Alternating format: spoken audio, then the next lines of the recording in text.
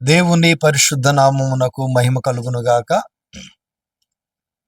కృపాశాలం channel వారికిని దైవ సేవకులందరికీ నా హృదయపూర్వకమైన వందనాలు తెలియపరుస్తుంటున్నాము. ఈరోజు వినుకొండ పట్టణములో మరి పగడాల ప్రవీణ్ గారి యొక్క మరణము నిమిత్తమై నిరసన ర్యాలీ చేయటం జరిగింది. క్రైస్తవుల మీద అనేక దాడులు అనేవి ఇటీవల కాలంలో తరచుగా జరుగుతూనే ఉన్నాయి. పాస్టర్ల మీద కావచ్చు, చర్చిల మీద కావచ్చు, దాడులు జరుగుతూనే వస్తుంటున్నాయి.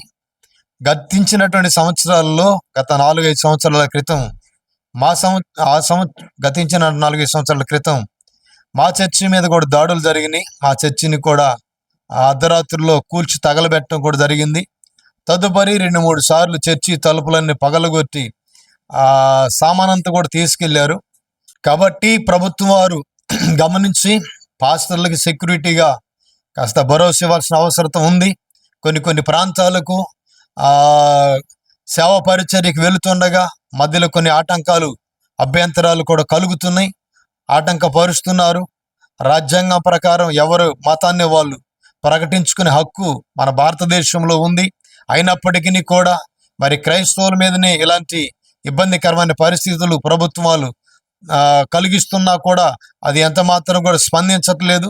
దయచేసి మీరు గమనించి ఓట్లు అడిగేటప్పుడేమో మరి అందరూ క్రైస్తవుల ఓట్లు కావాలని మరి నాయకులు రావడం, అందరి చేత ప్రార్థనలు చేయించుకోవడం, మీ ఆశీర్వాదాలు ఉండవాలని అంటాం.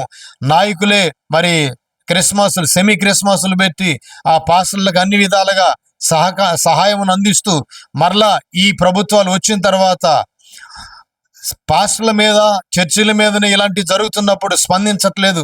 దయచేసి స్పందించాలని దేవుని సేవకునిగా నేను కూడా కోరుకుంటున్నాను.